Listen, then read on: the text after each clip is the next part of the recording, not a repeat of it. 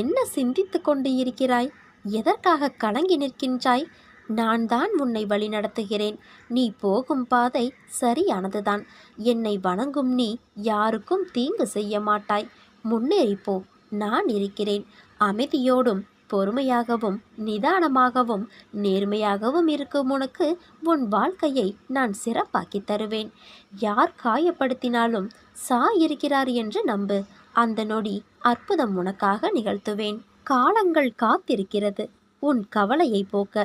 நான் காத்திருக்கின்றேன் உனக்கு ஒரு நல்ல வாழ்க்கையை உருவாக்கி தருவதற்கு. விதர்ப்பமான பேச்சுக்களும் செய்கைகளும் உன் முன்னர் மற்றவர்களால் நடக்கிறதா?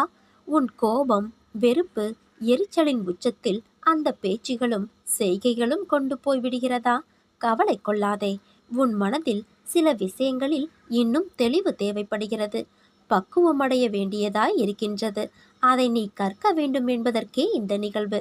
அமைதியாய் சுமூகமான முறையில் ஒரு விஷயத்தை கையாளும் பண்பு என்பது அறிவுடைமையில் விளங்கும் சிறந்த பண்பாகும். என் பிள்ளை, நீ பிறவியிலேயே அறிவுடைமையான ஆன்மா. பாபாவின் அமுத மொழிகளை எவர் பிரசாதமாக எடுத்துக்கொள்கிறாரோ அவருக்கு மருந்து எதுவும் தேவையில்லை. பாபாவின் சொற்களும் கருணையுமே பல்வேறு வியாதிகளை நிரந்தரமாக குணப்படுத்தும் உண்மையான மருந்து. கடவுளுக்கு எந்த உருவமும் இல்லை. தன்னுடைய நிலையிலிருந்து படி இறங்கி அருளும் பொருட்டு மனித உருவத்தை எடுத்துக்கொள்கிறார். பகவானுடைய மகிமைகளையும் உன்னத குணங்களையும் அடிக்கடி பாடி சதா சர்வ காலமும் அவருடைய நாமத்தை வார்த்தையிலும் எண்ணத்திலும் உச்சரித்து அவரை நம் இதயங்களில் தொடர்ந்து நிலைநிறுத்தி கொண்டு நம்மை தூய்மைப்படுத்தி கொள்ள வேண்டும். ஸ்ரீ சீரடிநாதன் நமக்கு சரியான அறிவுரை மற்றும் வழிகாட்டுதலை வழங்குவதற்காக அவரால் உண்மையிலேயே உருவாக்கப்பட்ட 5 இயற்கை கூறுகளில் ஏதேனும் ஒன்றின் வடிவில் அல்லது மனித உடல் வடிவில் இறங்குவார். கண்ணாடி சுத்தமாக இருந்தால் அது நம் முகத்தை பிரதிபலிக்கிறது. தண்ணீர் சுத்தமாக இருக்கும் பொழுது அந்த உருவம் கண்ணுக்கு தெளிவாக தெரியும். அதே போல தூய உள்ளம் கொண்டு இறைவனை தியானித்தால் அவர் தோன்றி நமக்கு தெளிவாக அறிவுறுத்துகிறார். இதயம் தூய்மையாகவும் கடவுள் நம்பிக்கை வலுவாகவும் இருந்தால் கனவில் கூட கடவுள் தோன்றி நம்மை வழிநடத்த வாய்ப்பு உள்ளது. ஒரு முறை ஒரு பஜன் மண்டலியின் மாஸ்டர் ஒரு தவறான நோக்கத்துடன் சீரடிக்கு வந்தார். ஆனால் அவரது கனவில் தோன்றியதன் மூலம் பாபா அவரது மனதை மாற்றி அவரை பக்தி மார்க்கத்திற்கு அழைத்து சென்றார். பாபா துவாரகாமாயியில் பல ஆன்மீக விஷயங்களை போதித்து பலரை பக்தி மார்க்கத்திற்கு அழைத்து சென்றார். சில சமயங்களில் நமது மனம் பலவீனமடையும் பொழுது என்ன செய்ய வேண்டும் என்று பாபா நமக்கு கட்டளையிட்டு வற்றாத ஆனந்த பாதையை நோக்கி செல்ல செய்வார். பாபாவின் தத்துவம் பின்பற்றப்பட்டால் அவை நம் இதயங்களை தூய்மைப்படுத்தும். உன் மனதில் எந்தவித ஐயப்பாடுகளும் வேண்டாம். ஸ்ரீ சாய்பாபாவின் பெயரால் ரூபாய் 15 நன்கொடையாக வழங்கு. வெற்றி கிட்டும். மனதில் சந்தேகத்துடன் நன்கொடையளித்தால் நஷ்டமடைவாய். ஸ்ரீ சாய்பாபா உனக்கு நிறைய கொடுத்திருக்கிறார். ஆனால் நீ அவரை மறந்து விட்டாய். ரூபாய் 15 நன்கொடையாக வழங்கு. பிறகு நடப்பதை பார். எல்லா மூங்கிலும் புல்லாங்குழலாவதில்லை. சிலருக்கு படகாகவும் சிலருக்கு ஏணியாகவும் சிலருக்கு வீடாகவும் மாறுகின்றன. அதே போலத்தான் உன் வாழ்க்கையும். உனக்கான வாய்ப்புகள் விலகும் பொழுது கவலைப்படாதே. எல்லாம் நன்மைக்கே என்று எண்ணி நகரத் தொடங்கு. முயற்சி செய்தால் மிக பெரும் வெற்றி உனக்காக காத்திருக்கும். ஒன்று இல்லாத போது தேடல் அதிகமாகவும் இருக்கின்ற போது அலட்சியம் அதிகமாகவும் இருப்பதே வாழ்க்கையின் வினோதம். இதனை சமநிலையுடன் ஏற்று பழகிப்பார். வாழ்க்கை சிறக்கும். இந்த பிரபஞ்சம் மிக பிரம்மாண்டமான ஒன்று. அதில் மனித பிறப்பு மிக மிக சிறப்பானது. அனுபவிக்க வேண்டிய 1000 அற்புதங்கள் இந்த பிரபஞ்சத்தில் ஒளிந்து கிடக்கின்றன. ஆனால் நாமோ துன்பங்களை தேடி தேடி அனுபவிக்க ஆசைப்படுகிறோம். மனிதர்களை தவிர அனைத்து உயிர்களும் ஒவ்வொரு நாளையும் கொண்டாடுகின்றன. யாரோடும் தன்னை ஒப்பிடுவது இல்லை. தனக்கு கிடைத்ததை வைத்து சிறப்பான நிறைவான வாழ்க்கையை வாழ்கின்றன. தான் மகிழ்ச்சியாக வாழ யாரையும் சார்ந்து இருப்பதில்லை. நீங்களும் இந்த அற்புதமான வாழ்க்கையை கொண்டாடுங்கள். உங்கள் வாழ்க்கையை யாரோடும் ஒப்பிடாதீர்கள். ஒவ்வொருவரின் பாதைகள் வேறு, பயணங்களும் வேறு. இறைவன் தந்த அனைத்திற்கும் நன்றி சொல்லுங்கள். நிறைவான மனதுடன் மகிழ்ச்சியாக வாழ கற்றுக்கொள்ளுங்கள். உங்கள் வாழ்க்கை மிக சிறப்பாக இருக்கும். உங்கள் மனம் உங்கள் கட்டுப்பாட்டில் இருந்தால் அது இறைவன் உங்களுக்கு அளித்த வரமாகும். நாம் அனைவரும் இப்போது உலகிற்கு கொடுக்கக்கூடிய ஒரு மிகப்பெரிய நன்கொடை எதுவென்றால் அது நமது அமைதிதான். மன அழுத்தம், பதற்றம், கவலை போன்ற நோய்க்கிருமிகளுக்கு அமைதி சிறந்த தீர்வாகும். நமக்குள் இருக்கும் அமைதியோடு நாம் மீண்டும் இணைவோம். என்னிடம் சரணடைந்து விட்ட ஒருவர் தனது எதிர்காலத்தை பற்றியோ தற்போதுள்ள இக்கட்டான சூழ்நிலை பற்றியோ கவலை கொள்ளக்கூடாது. வீண் கவலை எந்த விதத்திலும் பலன் தராது. மாறாக என் மீது நம்பிக்கை இல்லாமையே அது காட்டுகிறது. நடப்பது எல்லாமே எனது விருப்பம். நீங்கள் வேண்டியதையெல்லாம் நான் தருவேன் என்பது தவறான கருத்து. உன்னுடைய கடந்த காலத்தையும் எதிர்காலத்தையும் நான் அறிவேன். ஆனால் என் குழந்தைகளுக்கு எது நன்மையோ அதை மட்டுமே நான் அளிப்பேன். நீ கலங்காது இரு. சில நேரங்களில் நீ பொக்கிசமாக கருதுவதை விட்டு தர வேண்டியிருக்கும். ஆனால் ஒன்றை நிச்சயமாக அறிந்து கொள். ஒரு கதவு மூடினால் பிரகாசமான, ஆனந்தமயமான எதிர்காலத்திற்கான மற்றொரு கதவை திறக்க நான் காத்திருக்கிறேன் என்று. உன் பொறுமையை சோதிக்கும் அளவுக்கு உறவோ நட்போ உடன் இருக்கும் நபர்களிடமிருந்தோ எதிர்பாராத நேரத்தில் சோதனைகள், நெருக்கடிகள் வந்தாலும் அந்த கடினமான நேரங்களை நீ அமைதியுடன் கடந்துதான் ஆக வேண்டும். உனக்கு பக்கபலமாய் நான் இருக்கிறேன் என்பதை மறவாதே. பேராசை பிடித்த செல்வந்தன் தான் எங்கிருந்த பொழுதும் மறைத்து வைத்த புதையலை பற்றியே நினைத்து கொண்டிருப்பான். அதே விதமாக சாயி நம்முடைய இதயத்தில் என்றும் வீற்றிருப்பார். உனக்கு கஷ்டமான நேரமும் கஷ்டமான சூழ்நிலையும் வரும்போதெல்லாம் எனக்கு முதன்முறையாக எழுதப்பட்ட மந்திரத்தை சொல். அது உனக்கு சாந்தியை கொடுக்கும். அந்த மந்திரம் இதோ: ஓம் நமோ பகவதே சாயிநாதாய அமிர்தவாக்கிய வர்ஷாய சகலலோக பூஜிதாய சர்வதோஷ நிவாரணாய ஷீரடி வாசாய சாயிநாதாயதே நமக. இந்த மந்திரத்தை தினமும் 9 முறை படிக்க சகல நன்மைகளும் ஐஸ்வர்யமும் கிடைக்கும். நீ வறுமையில் இருக்கிறாய் என்று நான் அறிவேன். அதனால் உன் மனமானது மிகவும் கவலையாய் உள்ளது. அதுவும் எனக்கு தெரியும். எல்லாம் அறிந்தவன் நான். உன் பிரச்சனைகளுக்கு நிச்சயம் ஒரு தீர்வு கிடைக்கும். உன் வறுமை நீங்கி உன் வாழ்க்கையை நான் வளமாக்குவேன். உன் கஷ்டங்களை தீர்க்க நான் உன் வீடு தேடி வந்துவிட்டேன். இனி உன் வாழ்க்கை ஒளிமயமாக மாறும் என் குழந்தையே. உனக்கு தாய்க்கு தாயாகவும் ஒரு தந்தைக்கு தந்தையாகவும் இருக்கும் என்னை வணங்கி உன் பெயரின் முதல் எழுத்தை நீ பதிவிட்டு இருக்கிறாய். வாழ்க்கையில் நடக்கும் எல்லா நிகழ்வுகளுக்கும் ஒரு அர்த்தம் இருக்கும்.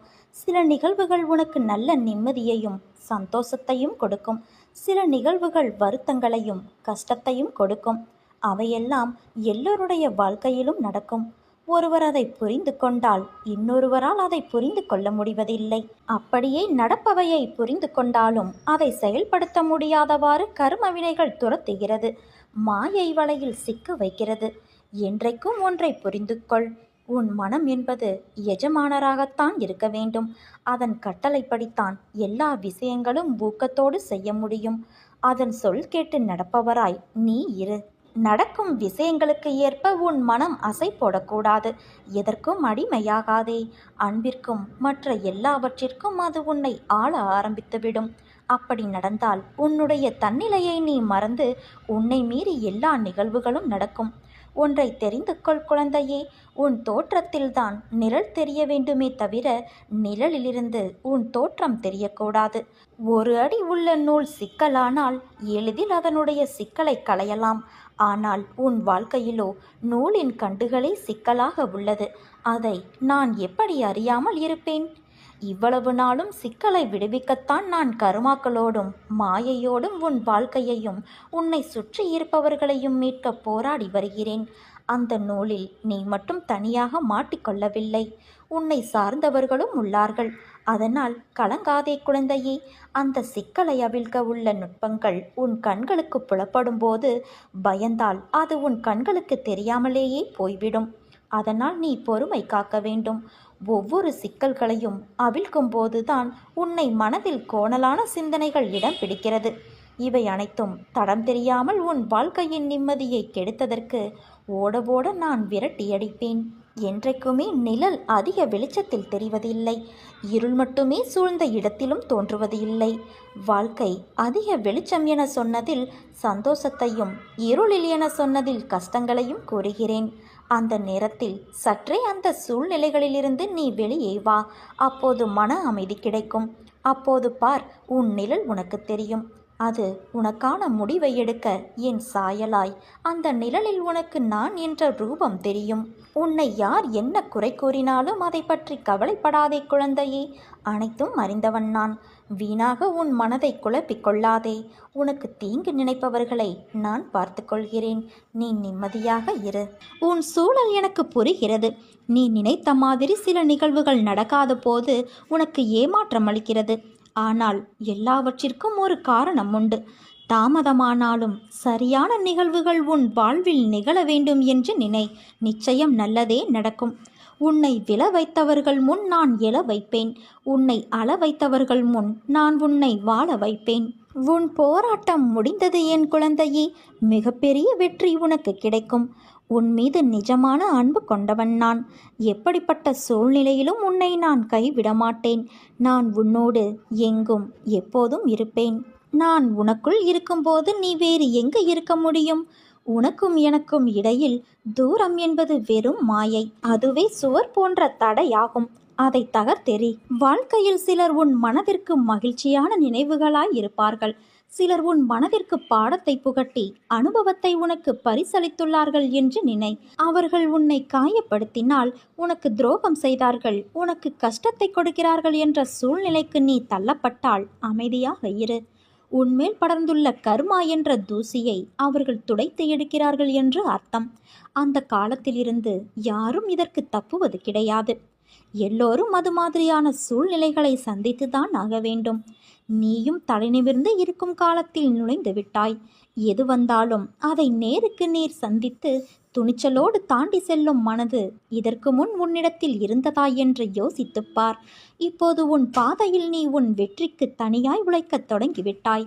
இனிமேல் நீ சந்திக்கும் எல்லாமே வெற்றி கொண்ட நேர்முகம்தான். தடைகளை தகர்த்து உன் தடயங்களால் உன் வாழ்க்கை வெற்றியாய் அமையப் போகிறது. எதற்கும் வருந்தாதே. உன்னை அழுத்தும் அனைத்தையும் தூர எறிந்து நடைபோடு. உன் வாழ்வில் நீ பார்த்த சில விஷயங்கள் உன் மனதில் ஆழமாக பதிந்துள்ளது.